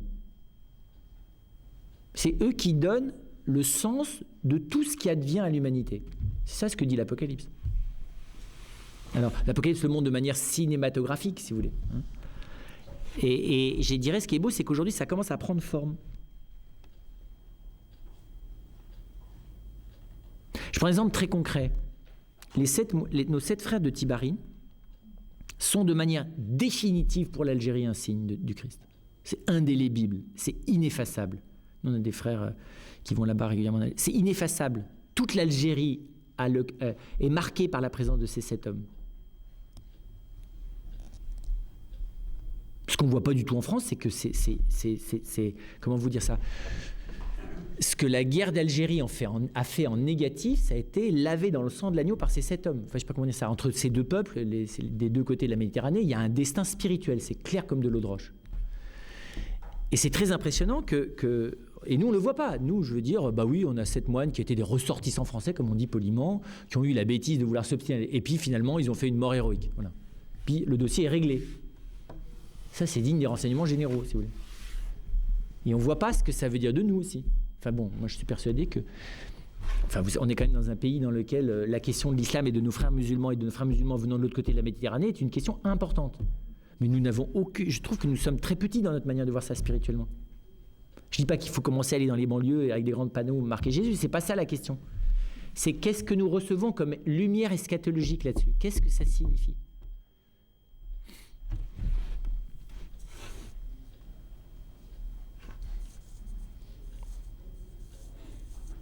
Alors j'entends que tu me diras, ça ne coûte rien de dire que la seule solution c'est Jésus-Christ, parce que c'est déjà vrai depuis 2000 ans. Mais ce qui est impressionnant, c'est qu'aujourd'hui, ça le devient temporellement, intellectuellement, politiquement. Tu es en train de me parler d'une vraie conversion. Oui. Une totale conversion. Oui, enfin je suis en train de vous parler du commencement de la béatitude, quoi. C'est inscrit dans le programme dès le départ. Donne-nous notre pain de ce jour. Oui, c'est sûr. C'est sûr. C'est pas le Tout à fait. à moi. Mais d'ailleurs, c'est encore plus simple. Saint Thomas commente « Notre Père qui es aux cieux » en disant « Les cieux, c'est le plus profond du cœur de l'homme. » Simple. Si notre Père est au fond réellement de nos cœurs, pas seulement de manière intentionnelle, à l'état de miroir, enfin toutes les gentilles petites choses décoratives qu'on est capable de raconter, comme quand on dit quelqu'un tu es au fond de mon cœur, non, mais réellement. Si c'est pas métaphoriquement le ciel, vous voyez, c'est pour ça. Si c'est le lieu propre où Dieu demeure, sûr que ma vie n'est pas tout à fait la même. Ouais. C'est d'ailleurs, c'est résumé dans notre Père. C'est dans le mot Père dit ça, au sens trinitaire du terme, plutôt. Il y avait une question, oui, tout à fait. On serait plus aujourd'hui dans une impasse qu'on nous dit qu'il y a 100 ans ou 100 ans, l'exemple de la guerre de 30 ans. Alors, c'est Jean Renaud qui a dit impasse. Moi, je ne dirais pas une impasse, mais je dirais que nous sommes dans une période où la complexité des problèmes que nous avons fait naître, pour la première fois sans doute dans l'histoire des hommes, nous échappe complètement, alors que notre intelligence a considérablement évolué. Voilà. Mais on le dit parce que nous, on vit maintenant. Mais est-ce qu'à l'époque, ils ne pouvaient pas dire pareil? À la seule différence qu'on pouvait effectivement faire exploser la planète comme on veut. C'est pas le problème de faire exploser la planète, ça c'est pas très grave ça. C'est de savoir, la grande différence, si vous voulez, c'est que jusqu'à la dernière partie du XXe siècle, encore une fois, ce qui rythmait le monde, c'était pas nous, c'était la nature. Voilà. Aujourd'hui, c'est nous. Et donc nous, comme on ne sait pas très bien ce qu'on a décidé de faire, mais qu'on le fait quand même, c'est ça le problème. C'est là que je dis qu'il y a un problème nouveau. On a créé un monde nouveau, nous. Mais on a du mal à le comprendre, on ne sait pas très bien comment il fonctionne, ni pourquoi c'est faire. Ça fait un peu spécial comme situation. Et c'est ça qui est original là aujourd'hui. Donc je ne dis pas impasse, mais je dis qu'on n'y voit pas clair, quoi. Et ça ne va pas s'améliorer, ça j'en suis sûr. Et en même temps, vous dites que la fin sera calme quand il n'y aura plus de... Comment dirais-je?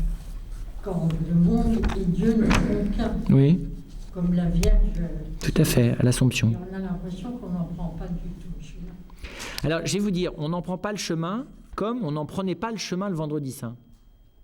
C'est très étonnant. Hein. Le Vendredi Saint, c'était difficile de comprendre, d'accepter ou d'entrevoir que c'est ce jour-là que Dieu allait révéler son infinie tendresse, son extrême douceur, son éternité bienheureuse. C'est ce qu'il a fait. Ce qu'il a fait. Alors vous me direz, il y en a une qui l'a compris, qui l'a vécu, d'accord. Mais le propre de la grâce de l'Église, c'est que cette grâce vécue par une, elle est aujourd'hui donnée à nous. Et donc, c'est sûr que c'est à nous à contempler dans ce monde dans lequel nous sommes, y compris avec cette espèce de complication, vous voyez, d'écheveau absolument inextricable dans lequel nous sommes, à lire ce que Dieu y fait. Mais ce que Dieu fait dans le monde aujourd'hui, c'est pas de réduire la pratique religieuse. Ça, c'est pas Dieu qui le fait, c'est nous. Enfin, c'est les hommes. Par contre, ce que Dieu fait, c'est, comment vous dire ça? Il habite plus le cœur des hommes qu'hier. Je sais pas comment vous l'expliquer, moi. J'en suis persuadé, ça. Enfin, je le vois. Même chez ceux qui l'ignorent. Pourquoi? Parce que, même si ce n'est pas encore tout à fait conscient, l'homme ne sait plus sur quoi s'appuyer. Il commence à voir qu'il ne peut pas s'appuyer sur lui-même. Et donc, on va le lire autrement. L'attente des hommes à l'égard de Dieu, je pense personnellement, est plus forte que jamais. Mais elle n'est pas religieuse. Elle est dans la révolte. Elle est dans l'addiction, enfin, vous voyez, dans une espèce de course en avant éperdue dans le matériel. Vous voyez ce que je veux dire? Elle est dans la pathologie personnelle et collective. Vous voyez, je sais pas comment. Elle n'est pas dans la vertu et la religion. C'est dommage d'ailleurs. Hein, parce qu'on peut aussi vivre d'un désir de Dieu et d'une attente de Dieu absolument radicale tout en pratiquant la religion et la vertu. Mais ce qui est impressionnant, c'est que Dieu travaille aujourd'hui le cœur de l'homme dans son angoisse comme il ne l'a jamais fait. C'est pas Dieu qui fait l'angoisse, hein. Ça c'est nous qui avons fabriqué un monde qui génère beaucoup plus d'angoisse qu'il y a 100 ans.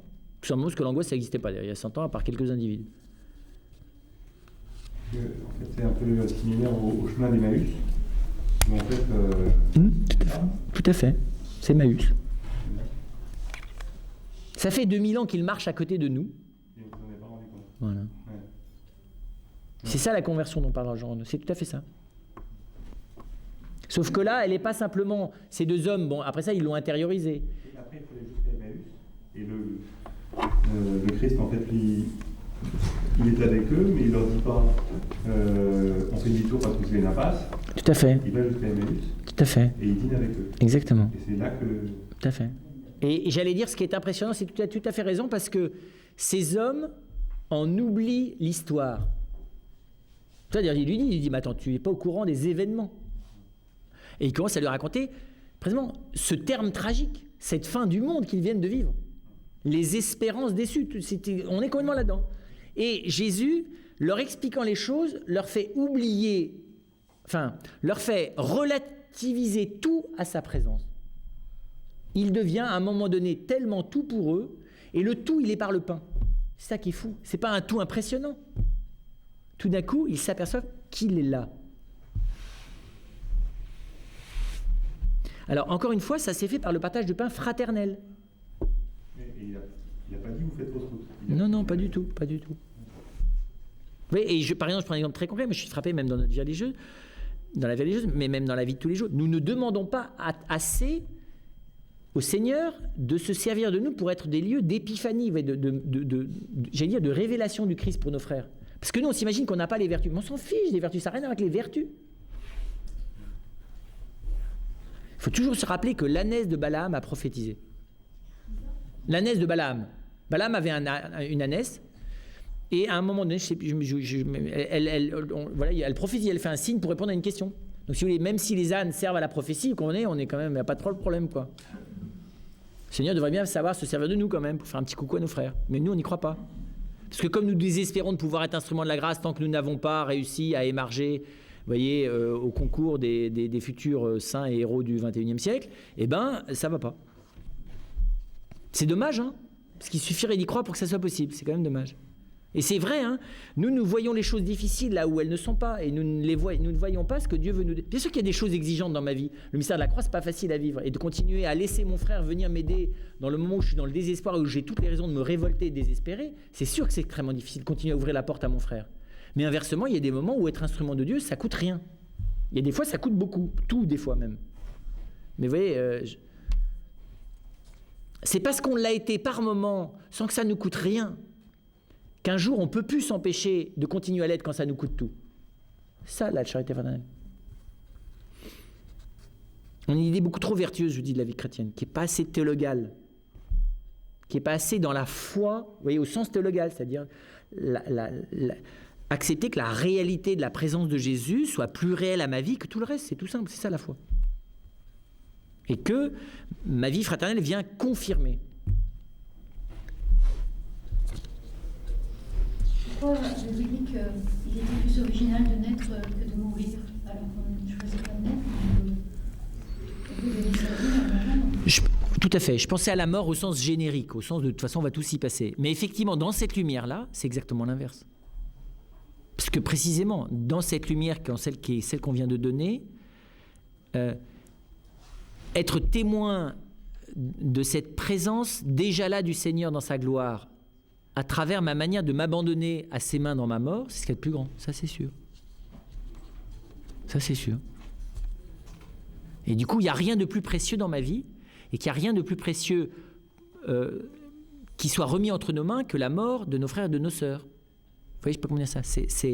C'est un moment qui est un moment, mais incroyable, incroyable. C'est un moment de Dieu. Vous voyez, je ne sais pas comment dire ça. En plus, je ne sais pas comment dire ça. Comment ne pas le voir? S'il y a bien un moment où j'allais presque dire c'est tangible, c'est bien ce moment-là.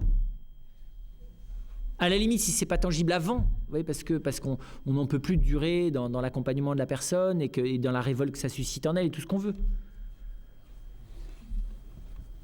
Pourquoi c'est pas original dans le sens? C'est pas original, je dis dans le sens générique parce que les moustiques meurent, les lapins meurent, tout le monde meurt. Je veux dire, c'est banal, quoi. Je dis ça parce qu'on est dans ce monde-là aujourd'hui. Aujourd'hui, on est dans un monde qui a totalement banalisé la mort. Alors, sauf dans les films, hein, mais c'est pour ça qu'on ne veut pas la voir. Elle est l'effroyable banalité de notre désespoir aujourd'hui, la mort. Alors qu'au contraire, elle est, depuis que Jésus est venu, le moment le plus précieux de mon existence. Le moment où le Seigneur veut me faire rencontrer mes frères et permettre à mes frères de venir à ma rencontre comme jamais. Alors, vous me dire, c'est facile à dire dans les faits. On est d'accord. Mais c'est très étonnant aussi comment Enfin, je suis très frappé que c'est pas que la mort, mais c'est tous les moments qui sont aussi des moments de mort intérieure. Hein. À quel point nous ne croyons pas à ce que la charité fraternelle peut faire. Il y a des choses évidemment qu'on ne peut pas porter seul. Je reviens sur ce que je dis sur l'espérance. Non seulement j'ai besoin de mon frère ou de ma sœur, mais des fois j'ai besoin au pluriel, parce que mes frères eux-mêmes, ils ont besoin les uns des autres, sinon ils n'arriveront pas à me porter. Ouais, je ne sais pas comment dire ça. Je suis très frappé comment d'ailleurs je ne sais pas comment dire ça. Nous prenons trop au sérieux notre devoir et pas assez l'assistance divine quand il nous envoie en mission nous aider les uns les autres. Nous sommes trop à calculer la tâche, le labeur. Et d'ailleurs, du coup, il n'y a que les courageux, les généreux, un peu dingos qui s'y collent, d'accord, et eux, ils sont effondrés, parce qu'ils sont écrasés. Vous voyez, je ne sais pas comment dire ça. Moi, j'ai toujours cette expérience qui m'a énormément marqué, c'est l'expérience de garçon. Hein, mais à Saint-Jeudard, il y avait un IPN, c'est-à-dire vous voyez, une espèce de poutre en acier de 15 mètres, 12 mètres. Donc vous voyez, je ne sais pas combien ça pesait, plus d'une tonne, quoi. Et alors, on a soulevé ça à 30. Très impressionnant, léger, mais presque comme du polystyrène. Enfin, on était un nombre maximum de frères, mais léger, presque comme du polystyrène. Et vous dites, c'est impressionnant quand même. Ce truc insoulevable, vous comprenez, ça sur le dos d'un homme, c'est fini, c'est de la bouillie. À 30, c'était léger. Et alors, le sentiment surtout d'y arriver ensemble. Bon. Quand on est un peu moins, si vous voulez, la difficulté, c'est quel est le premier qui va lâcher. J'ai fait ça aussi avec des radiateurs en fonte. Là, c'était moins marrant. Parce que vous voyez, quand vous commencez à sentir qu'il ne faut pas qu'il y en ait un qui lâche. Mais pour moi, c'est très réellement la charité fraternelle. Tu as dit quelque chose d'assez réel tout à l'heure sur la jeune génération à venir et sur leur capacité à affronter cet envahissement du monde, ou à refuser d'entrer dedans. Donc moi, ça me pose une question très concrète en tant que parent. Tout à fait. Qu'est-ce qu'on leur dit si Tout on à fait. est à la fois juste, vrai, tout à fait. Alors c'est pour ça. Et en même temps bienveillant à leur égard et pas justement les plonger trop tôt dans l'angoisse. Tout à fait. C'est pour ça que je dis ce qu'il ne faut pas leur dire. Parce que juste pour terminer, je ne sais pas si je suis tout seul à l'avoir vécu ou si d'autres le partagent. Et moi, j'ai un souvenir très précis de ce que j'ai reçu de mes parents sur la question, qui était assez maigre, assez répétitif et qui se résumait à « Mon coco, t'as intérêt à bien bosser », enfin, je caricature.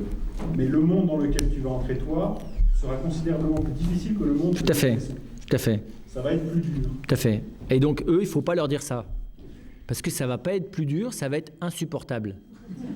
Donc, ça veut dire quoi? Ça veut dire que ça serait une catastrophe que d'essayer de les persuader de ce qu'ils perçoivent à l'évidence comme une impossibilité, c'est-à-dire de gérer ce monde futur par leur force. Là, il ne faut pas leur raconter des histoires. Déjà, nous, on saute les plombs dans la responsabilité, d'accord? Aujourd'hui, les gens qui sont un tout petit peu responsables et qui essayent de voir les choses en face, ils ne sont pas bien dedans. Bon. Et pourtant, ils sont la génération la mieux formée de l'histoire de l'humanité quand même. Parce que les gens qui aujourd'hui ont de 40 à 70 ans, c'est les mieux formés dans l'histoire de toute l'humanité sur la capacité à gérer une complexité matérielle à l'échelle internationale, enfin tout ce qu'on voudra. On n'a jamais eu autant d'outils et de moyens. On n'est pas plus sage profondément, mais du côté des moyens... Et donc je pense qu'il faut, la première chose qu'il faut, c'est ne pas les accabler d'avance de désespoir. C'est ça que je veux dire. Donc c'est de leur dire, mais de toute façon, il n'est pas question qu'on vous lâche, parce que voilà, on y sera normalement. Au moins jusque vers 80 ans. Non? Puis l'espérance, c'est même jusqu'au bout qu'on peut les porter dans l'espérance. Et donc je pense que c'est la première chose, c'est de cesser de dire qu'on va... bien sûr qu'on lâchera le manche là où ils voudront le prendre, mais on ne va pas leur lâcher là où ça va, vous voyez, où ça va leur voler dans la figure, c'est tout. Donc j'allais dire, c'est cette cohérence-là qu'à mon avis, il faut qu'on ait. Et en ayant la simplicité de dire, effectivement, on ne sait pas où on va, mais l'important, c'est d'y aller ensemble. Parce que c'est dans cette communion, dans une espérance commune que la lumière se fera. Elle ne se fera... Enfin, moi, je pense personnellement que la lumière ne se fera plus par anticipation de gens géniaux, par nouvelle programmatique de la gestion de la complexité. Je ne crois pas ça.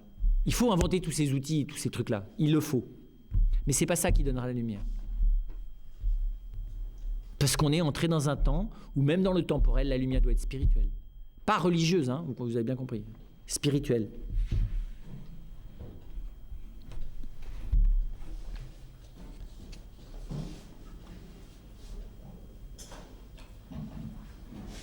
C'est très frappant, hein. Là encore, vous allez me dire, je projette peut-être, hein, c'est pas des formations professionnelles, mais les petites minutes qu'on a regardées hier du débat d'hier, ni l'un ni l'autre de cet homme et de cette femme n'aurait été capable de porter réellement une espérance interne s'ils n'avaient été pas plongés tous les deux dans une éducation profondément chrétienne.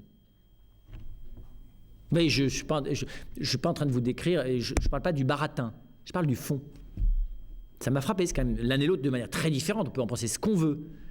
Mais j'allais dire, là où ils baratinaient pas, c'est de dire qu'il y a quelque chose au fond d'eux qui leur dit qu'il y a quelque chose de possible.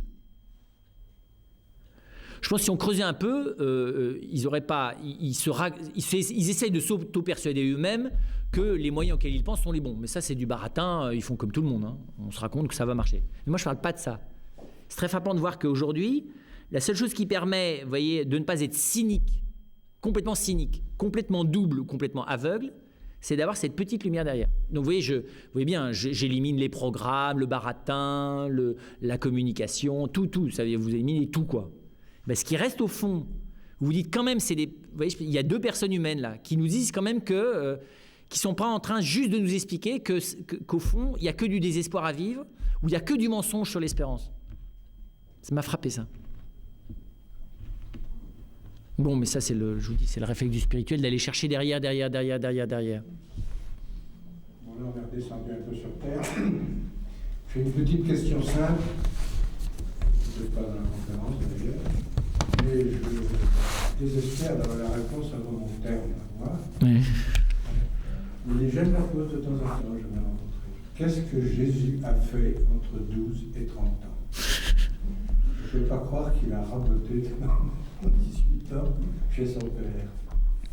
Entre 12 et 30 ans, le Christ a pris le temps, c'est une métaphore. Hein. Il commence à parler.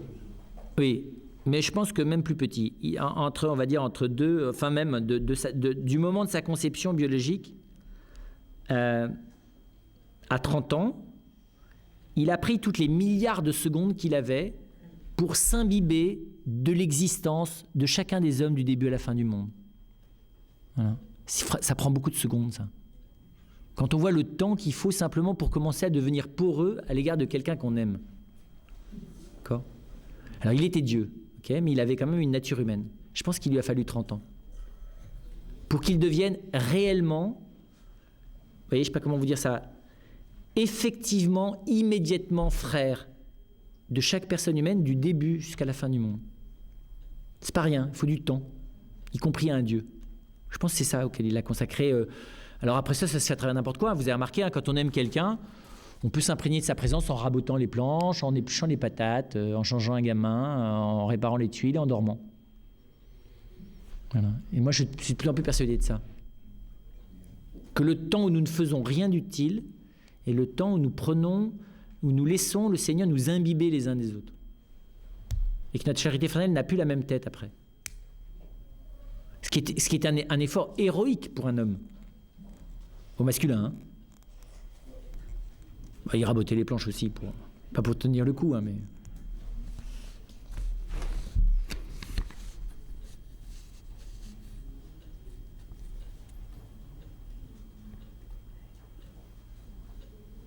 Si le Christ avait été un héros, si vous voulez, de 12 à 30 ans, 33 ans, les vies humaines non héroïques n'auraient aucun sens. Il a vécu la banalité. Il n'y a pas de banalité humaine, mais il a vécu voilà. Le Christ, c'est un contestataire radical de l'image héroïque des choses. C'est un héros du minuscule, si vous voulez. C'est un héros du microscopique. C'est un héros de l'instant. C'est ça les saints, d'ailleurs. Il y a au moment où on a les femmes de Jérusalem émues devant tant d'héroïsme, il faut voir la correction fraternelle qu'elles se prennent. Hein. C'est au moment du chemin de croix. Ils disent, c'est bien, si vous pleurez comme ça sur le bois vert, qu'est-ce qui lancera du sec? Pleurez sur vous-même et vos enfants. C'est assez clair. Quoi. Sur ce que Jésus pense de l'héroïsme. Mais il fait des héroïsmes à l'envers. L'héroïsme de Pierre, on voit bien. Pauvre Pierre, il s'attendait à dégainer l'épée, et là, il était prêt à être héros, Pierre. Mais se laisser laver les pieds par Jésus, ça, il n'avait pas prévu comme forme d'héroïsme. C'était pas prévu, ça. Se laisser faire par l'amour de l'autre, ça ne fait pas partie du programme chez les héros. Est-ce qu'il n'y a pas une contradiction entre dire qu'il est totalement vain de vouloir prévoir le terme, aussi vain que de prévoir la fin d'une personne, et de dire qu'il se passe quelque chose de précis à cette génération? Alors oui, parce que, comment dire ça ? De la même manière que dans une vie, je vois les moments d'intensité. Je ne peux pas nier qu'à tel moment de ma vie, je vois bien que je suis dans une intensité. Parce que je suis dans un tournant, dans une intensité créative, dans une intensité de détresse, dans une pauvreté. Enfin, je dirais, la ponctuation de notre vie et pressentir qu'on est à un moment clé de sa vie, ça, on peut le faire. Et je sais quand... Alors, il y a des petits moments clés. Puis il y a des moments où, j'allais presque dire, je suis à un moment où l'intensification de l'ensemble de mon existence s'accentue. Enfin, je ne sais pas comment dire ça, hein, où on va dire, on entre dans une phase où j'existe plus intensément à travers ce qui se passe. Et voilà, alors, c'est vrai, d'ailleurs, il y a des petits moments comme ça, on se dit, mais voilà, ça serait un moment heureux pour mourir, presque. Hein, ce good day to die. C'est un beau jour pour mourir. Et donc, c'est pour ça que je disais que je pense qu'on n'a pas à prévoir combien de temps ça va durer. Mais par contre, dire que nous sommes à un moment d'intensification de ce que vit l'humanité, qui est tout à fait particulière, qui ne ressemble pas à ce qu'elle a vécu jusque-là, et qui de toute façon l'a fait entrer dans quelque chose de déjà radicalement nouveau, donc où le terme est plus présent. Vous voyez combien ça, voilà. Ça, je pense qu'on peut le dire. Par contre, je ne m'amuserai pas à prophétiser, puisque précisément, c'est aussi, j'irai d'autant plus que ce rythme maintenant, il n'est plus ponctué, c'est pas non plus, parce qu'on pourrait dire, bah oui, si c'est plus la nature qui définit l'accélération, c'est la technologie elle a un moment limite. C'est vrai, on pourrait se dire ça, économiquement, il y a un moment donné où ça ne pourra que voler en éclats. C'est pas vrai. Pas vrai, parce que l'humain, à l'intérieur du rythme qu'il décide lui-même, il a une marge de manœuvre incroyable. Hein, quand l'homme commence à s'affranchir du rythme naturel, c'est impressionnant, j'allais dire, comment les choses peuvent rapidement s'accélérer et finir, ou au contraire durer. Donc c'est bien, s'il y a des gens, ils arrêtent plus de manquer de mourir depuis 40 ans, mais ils sont toujours là. Les autres, ils étaient en pleine forme 15 secondes avant de mourir. Et donc, on est dans une phase où c'est très... Pour moi, la question d'ailleurs, c'est pas de savoir combien de temps ça va durer, c'est qu'est-ce qu'on va en faire de maintenant.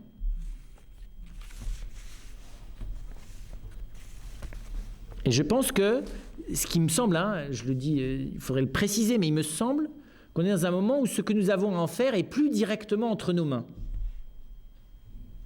Contrairement aux apparences.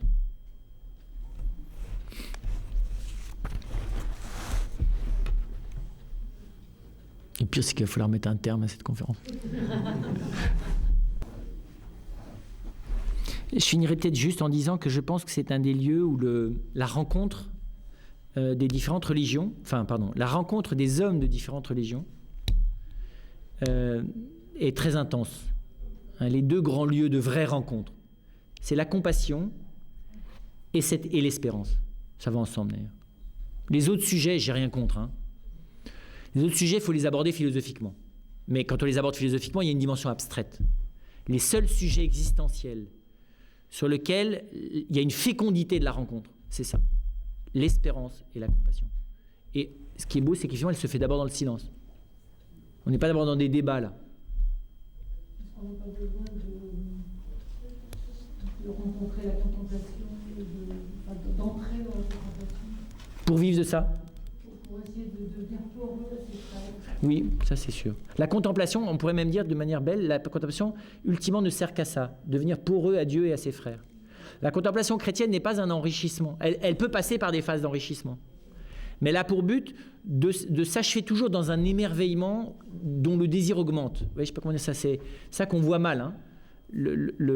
C'est pour ça que le labeur de l'intelligence qui fait partie de la vocation du chrétien, à travers la parole de Dieu, à travers le catéchisme, enfin, il y a une redécouverte très belle de l'Église depuis le Concile de dire, mais tout homme et toute femme, quel que soit son niveau, y compris un handicapé à travers ceux qui l'environnent, a la grâce d'être en chemin d'éveil de son intelligence.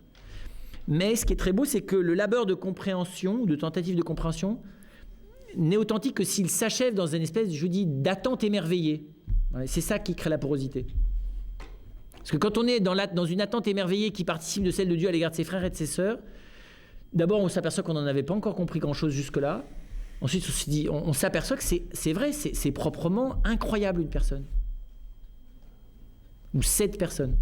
Et ça, on en a beaucoup besoin. Oui. Sinon, la lassitude, de l'obligation, du devoir, de l'épreuve, de la pauvreté, on est très vite usé. Effectivement, il n'y a que le désir contemplatif qui réveille l'espérance. Et c'est pour ça que dans la charité fraternelle, il faut qu'elle soit lumineuse, la charité fraternelle. je suis de plus en plus frappé que la charité fraternelle, c'est pas juste de la compassion à l'égard de la misère. Vous voyez, je veux dire, si c'est pas lumineux, ça va pas au bout de l'espérance. L'espérance passe par la lumière. Je sais pas comment dire ça comme ça.